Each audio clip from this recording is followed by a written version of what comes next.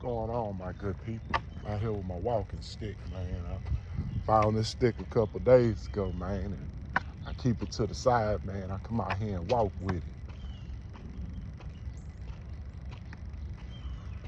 You know, it's been raining today, but still got to get out and pay ourselves, man. So we ain't worried about nobody else. We worried about fixing our health. Anyways, so man, I wrote a book 2 years ago called The Goud Narcissist. And we just finally put the book on Amazon after 2 years.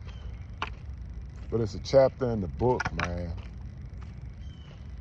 and it keeps coming to my, attention that I need to start discussing my book a lot more often. And so this particular chapter in the book is called A Goud Narcissist is About the Money and Not the Honey. And so in this chapter, man, I explain why dudes' private parts shouldn't be free. How you shouldn't just be hoeing yourself out like that and making yourself cheap, lessening your value. And so some of these concepts are pimp concepts, because I read a book called Pimp by Iceberg Slim, and I felt some of the concepts were amazing in the way that he described them. And so, okay, look at it from a pimp's perspective. Let's say a pimp got 8 women working up under him. If he just having sex with these women and laying around with them all day, they're not gonna go out and work and bring back no money. So in essence, that pimp doesn't make any money. The best pimps, they don't be having sex with them women all day. Because they know if they have sex with them women all day, they ain't gonna have no money for them. And you should treat it just like that. You should treat it just like that. Like, if we can't make no money together, I don't understand what the hell we doing. I really don't.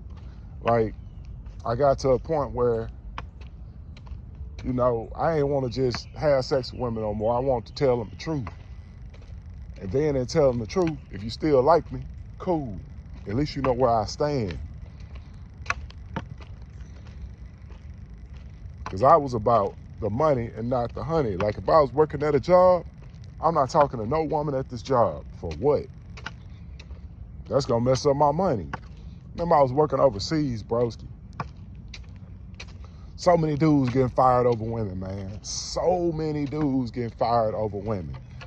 I remember this dude, he's working at the post office overseas. We working in Iraq. He working at the post office. Now, keep in mind now, these people making $99,000 a year, $95,000 a year. So he started stealing from the post office. Dude probably been stealing from the post office for years. Stealing people computers, TVs, all types of stuff. Whatever these people sending to their people over here overseas, he taking it. So he ended up messing with a woman who also worked at the post office. So if you doing dirt, you just invited somebody into your life that can easily give up your whole game if you tell it to her.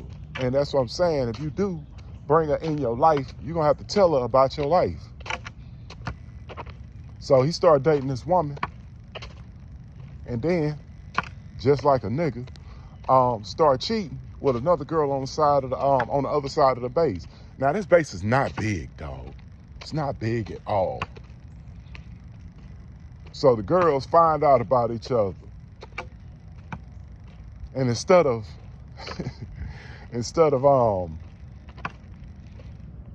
fighting one another, they start telling on him. So the one girl that was dealing with him, in his little area, what she did was she went in there and bleached all his clothes, threw all his clothes outside. Totally emotional move. because, of course, both of them got fired. He got fired because they told that he was stealing out of the post office. She got fired for bleaching all his clothes and throwing them outside. Damaged property. So this is two people that lost a total of almost $200,000 because one couldn't control their emotions and the other was over there stealing. And then brought somebody into his life and she ended up telling on him. But he wasn't thinking about his money. He was thinking about his hind parts. And these are men that I do not want to stand next to because they'll blow up your spot if you standing right next to them. So I get away from those people because he ain't about his money. He about the honey.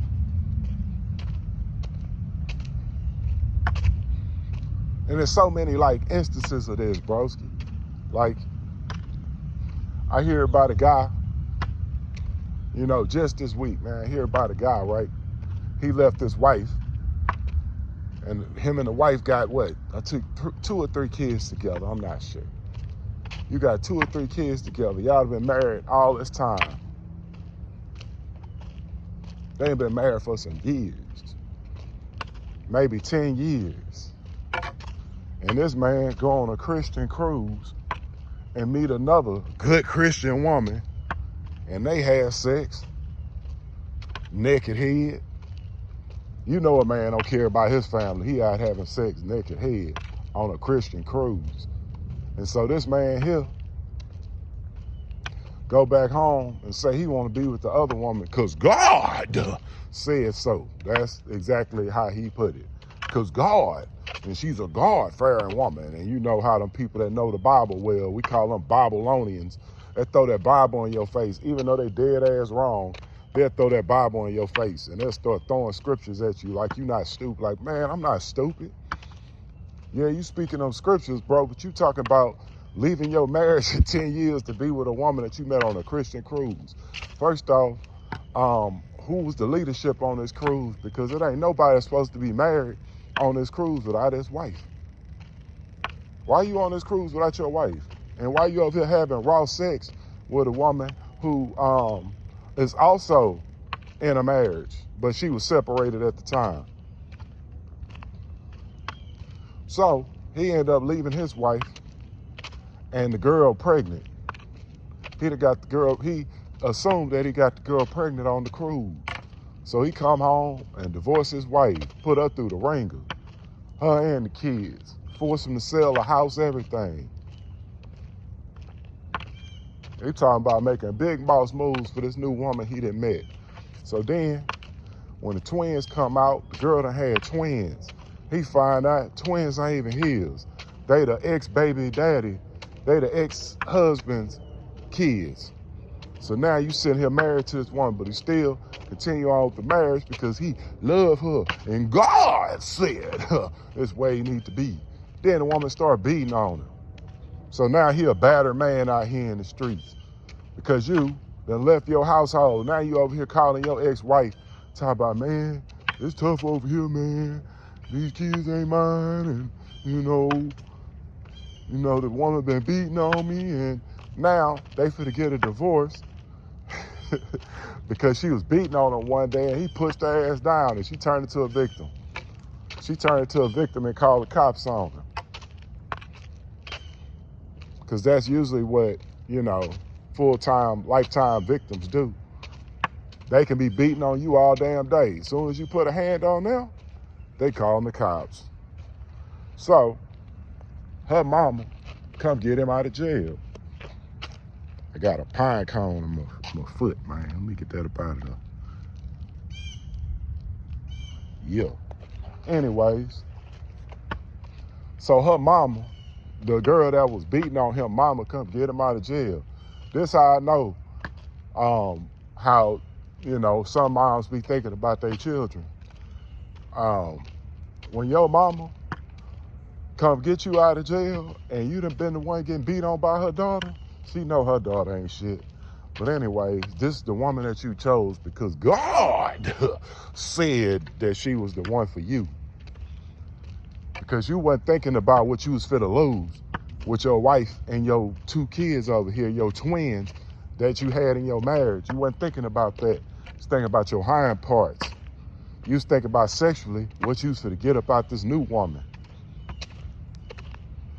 And those type of men, I stay far away from. Because they don't be thinking straight. They think with they hind parts. Can't win with a guy like that. And I got a whole bunch of stories like this, man. Throughout my life about guys not worried about the money, but be more concerned about the honey. Guys that built this whole life with their wife, and now you want to give all that up for something that seems fresh and new, but you don't know it. It's not familiar to you.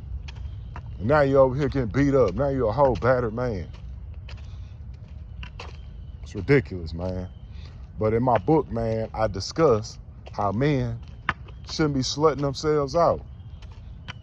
And I learned this from being a sex addict. Why you shouldn't do that? Because you tie your soul to too many women. And this is what, why you shouldn't have so many sex partners, because you tying yourself to all of these people. And let's just say, like, you get a real good sexual experience out of somebody that you know you ain't gonna be with the rest of your life. Now you know what good sex is. You know what it is. You can't be fooled. But you kind of like a crackhead now because you chasing that same sensation instead of a personality of a good person. So since you know what good sex is, you need this orgasm that you was getting from so-and-so that had the good dope. Now you need that. So you pass over all these good people, but you looking for a personality. Like, you're kind of like a crack addict in a sense, because sex is powerful than any drug that you could ever take. Heroin, crack, any of that. Sex is way more powerful than that. And so when I be talking to men about sex addiction, I'm saying, man, you better get that in check, bud. That porn, you better get that about your system, bud.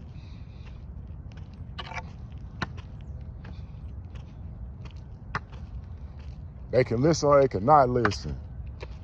But I tell people about addictions, I be like, if you're addicted to it, if you feel that you're addicted, if you feel that you need this thing so much, give it up for 9 months and see if you can live without it.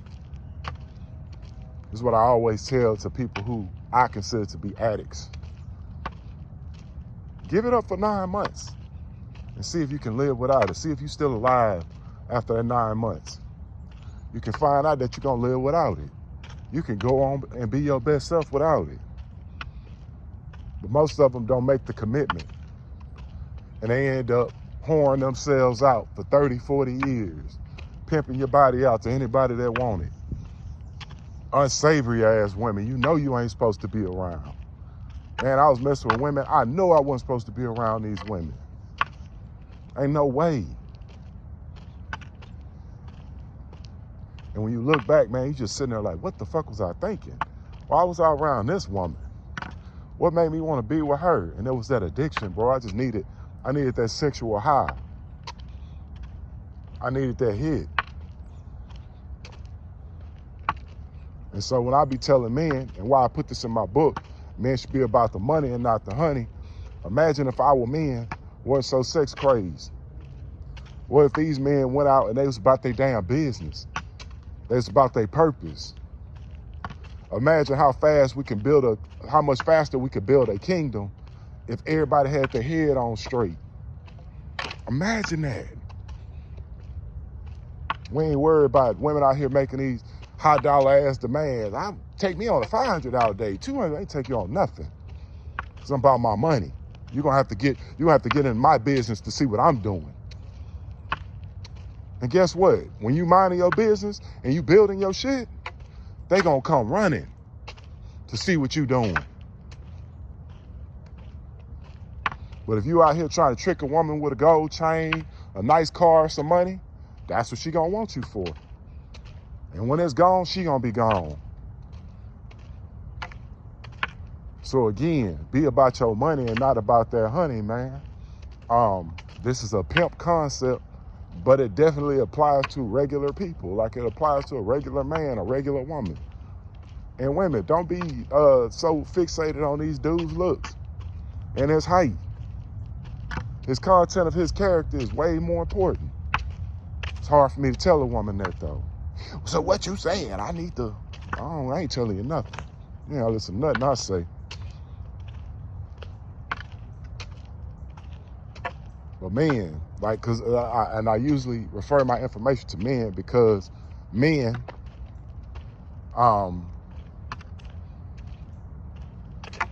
I've been a man. You know, I've been a man my whole damn life. I ain't never been a woman. I don't know how it feels to be no woman. I don't know what women challenges are. I have no idea. I be learning a lot through my wife. But anyways, I put that chapter into my book, The Goud Narcissist, man. It's available on Amazon. And that's THEGOUD, GOUD, Narcissist. Hey man, I don't know how to spell that shit. NARCI. Yeah, man, you know what it is. I'll post the link below, broski, so y'all can check out the book if y'all want it, man. Might be some typos in there, man. If you know anything about me, man, English was not my favorite goddamn sport, broski. So, but the concepts that I use in this book, broski, is what brought me from being a shithole narcissist to being a good narcissist. A person that actually cares about women. A person that actually cares about human beings. Peace out.